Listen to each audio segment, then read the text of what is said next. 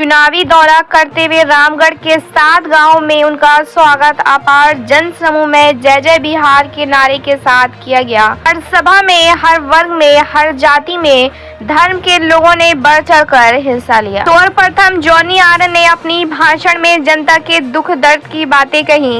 उन्होंने कहा कि दबे कुचले पिछड़े लोगों को अपने अपने परिवार के भरण पोषण के लिए दूर दूर से शहरों में गुजरात, बॉम्बे, राजस्थान, पंजाब, हरियाणा जाते हैं। जैसा चाहिए वैसा काम नहीं मिल पाता है, बल्कि जो भी मिलता है उसमें कार्य करते हैं। कोरोना काल का समय उन्होंने बताया कि सरकार ने दूर दूर से घर लौटने के लिए कोई साधन प्रदान नहीं किया था, जिसके नतीजे में लोग मरते गिरते पड़ते पैदल बैलगाड़ी से जैसे भी हुआ अपने घर को लौटे। कितने पहुंचे और कितने तो रास्ते में ही सुपुर्द खाक किया गया, तो कुछ को अग्निदेव के सुपुर्द किया गया।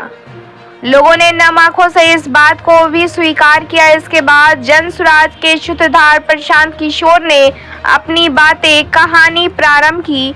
उन्होंने स्पष्ट शब्दों में जन समूह से कहा कि मुझे आपकी वोट नहीं चाहिए, पहले आप समझिए कि आपको क्या करना चाहते हैं।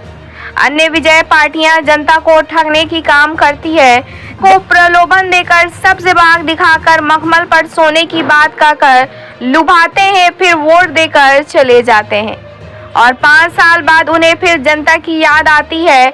प्रशांत किशोर ने बताया कि वो रणनीति हुआ करते थे। 5 लाख नहीं बल्कि 100 करोड़ रुपए उनकी फीस लिया करता है, लेकिन जनता के दुख को देखते हुए मैंने वह कार्य छोड़ दिया। पार्टियों के काम करने से अच्छा और जनता राज्य बनाई जाए, स्थापित की जाए। अगर आपको शिक्षा और अपने गांव में नौकरी चाहिए तो परिवर्तन ही धर्म है। नरेंद्र मोदी और नीतीश कुमार पर वार करते हुए उन्होंने बताया कि जीतने के बाद जनता का काम करने के बजाय स्वयं अपना काम करते हैं। सबसे पहले अपने परिवार का भला सोचते हैं और फिर कुछ सोचते उससे पहले चुनाव का बिगुलबाज होता है और फिर वही वादे प्रतिवाद, सब्ज बाग दिखाना, झूठे वादे करना। अगर आप जनता अपना राज्य बनाना चाहते हैं तो परिवर्तन का साथ दें। आज 2 वर्षों से लगातार पैदल यात्रा करके लगभग 5000 किलोमीटर घूमने का कारण जनता राज्य लाना है। ब्यूरो रिपोर्ट, बिहार दर्शन। का उद्धार किया है, मेरे जाति का उद्धार नहीं किया है। ये सवाल जरूर उनसे करिएगा, उस प्रत्याशी से सवाल करिएगा कि हमने तुमको धर्म के नाम पे वोट दिया है, तुमने हमारे धर्म का कितना उद्धार किया है। आप सवाल जरूर करिएगा, हमने तुमको विकास के नाम पर वोट दिया है, तुमने हमारा कितना विकास किया है, हमारे बच्चों का कितना विकास किया है। जब एक आम महिला राशन कार्ड बनवाने जाती है तो 2000 से 3000 रुपए से घूस मांगा जाता है। जब वो महिला पेंशन के रूप में पैसा मांगती है तो उसे घूस के रूप में लिया जाता है। आवास का जब निर्माण होता है तो 20 से 30 हजार रुपए यही महिलाएं घूस के तौर पर देती हैं और उनके चप्पल घिस जाते हैं, लेकिन उनका सुनने वाला कोई नहीं होता है। यही जब शौचालय बन रहा था, इसी शौचालय के नाम पे 2-2 हजार रुपए इन्हीं महिलाओं से, इसी गरीब महिलाओं से लिया गया, यहाँ के किसानों और मजदूरों से लिया गया। ये शोषण किया गया है। जरूर उस प्रत्याशी से पूछिएगा। यहाँ के प्रत्याशी है राजग के, उन्होंने सवाल किया कि मैं आऊंगा तो विकास की धारा बहा दूंगा।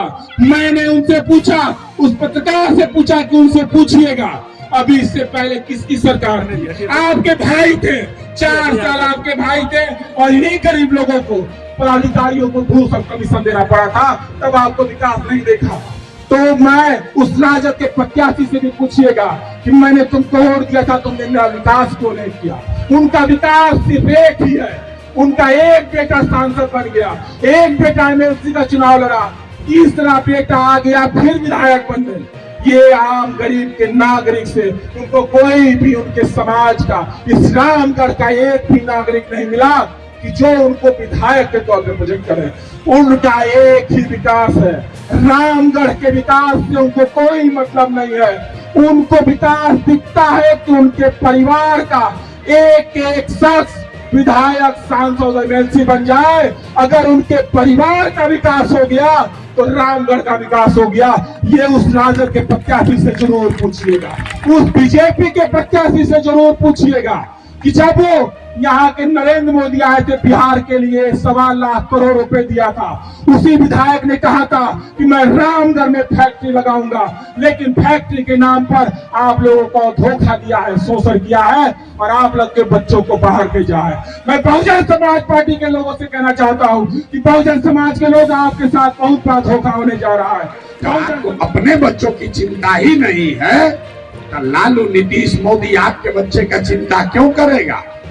हम यहाँ आए हैं, हमको लोग कह रहा है कि भैया बिहार में विकल्प ना रहे, अब रउआ एगो पार्टी बनाई, आप पार्टी बनाइए, आप बिहार को सुधारिए, हम लोग सब आपको मदद करेंगे।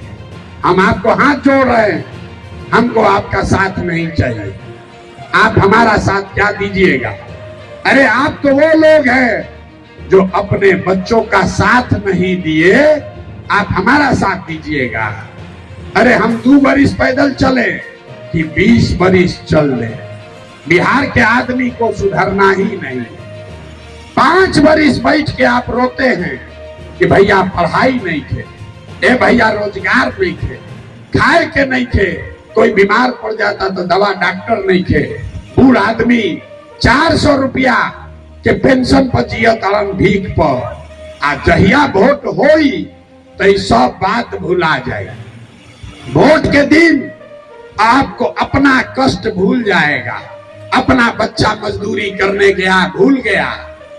वोट के दिन खाली याद है हमरा जात क्या है और कौन हमरा जात का आदमी खड़ा है। बिहार में आदमी को कुछ नहीं चाहिए, इसको सुधरना नहीं है, इसको खाली बतियाने के लिए जात चाहिए और खाने के लिए 5 किलो भात चाहिए। तो लालू नीतीश 35 साल से आपको जाति में बांट के सबके बच्चों को मजदूर बना दिया। अब मोदी ऐलन सब आदमी को 5 किलो भात मुफ्त में देके बोरा में भर के वोट यहाँ से ले गया। ये नेता सब, इसका बच्चा हेलीकॉप्टर पर चल रहा है और आपके बच्चे रोड पर चल रहे हैं, उसके पैर में चप्पल भी नसीब नहीं है। यही बात बताने आए हैं। एक बार संकल्प लीजिए, एक बार संकल्प लीजिए, जिन नेताओं ने आपको लूटा है, जिन नेताओं ने आपके बच्चों को अनपढ़ बनाया, मजदूर बनाया, चाहे आपके जाति का है कि धर्म का, दल का है या विचारधारा का, भगवान के लिए उसको वोट मत दीजिए। जिन लोगों ने आपको लूटा है उसको जाकर वोट दोगे। पढ़ना चाहिए कि नहीं पढ़ना चाहिए? पढ़ना चाहिए ना। तो सब बात आप सुन लिए। अब बताइए कि आपको लालू नीतीश मोदी का राज चाहिए कि जनता का राज चाहिए? सबको बोलना है, लालू को चाहिए लालू बोलिए, मोदी चाहिए मोदी बोलिए। झूठ बोलिएगा फिर पकड़ लेंगे। सोच के बोलिए, लालू नीतीश मोदी का राज की जनता का राज? हाथ उठाकर जोर से बोलिए, लालू नीतीश मोदी का राज की जनता का राज? अथवा में कम उठावत, अभी नाम मनिहन जा, अभी मुर्गा भात खा के ही वोट दिया ही। बोलिए, लालू नीतीश मोदी का राज की जनता का राज? तो अगर जनता का राज चाहिए तो एक ही रास्ता है, संकल्प लीजिए। जिन नेताओं ने आपके बच्चों का हक लूटा है उन नेताओं को वोट नहीं देना है। नहीं देना है ना भाई? हाथ उठाकर बोलिए, नहीं देना है ना? जिन नेताओं ने आपको लूटा है उसको वोट नहीं देना है ना? नहीं देना है ना? तो वोट किसको दिया जाएगा? वोट किसको दिया जाएगा? हम बताते हैं किसको देना। अगली बार वोट, एक बार जीवन में वोट नेता के बच्चे के लिए नहीं, अपने अपने बच्चों के लिए देना है। देना है कि नहीं देना? अपने बच्चों के लिए वोट देना है कि नहीं देना है? देना है ना भाई? देना है ना? अभी दिवाली आवता, दिवाली में लक्ष्मी जी को बुलाने के लिए हम लोग पूजा करते हैं, लेकिन लक्ष्मी जी उसके घर आएंगी जिसके घर में सफाई रहेगा।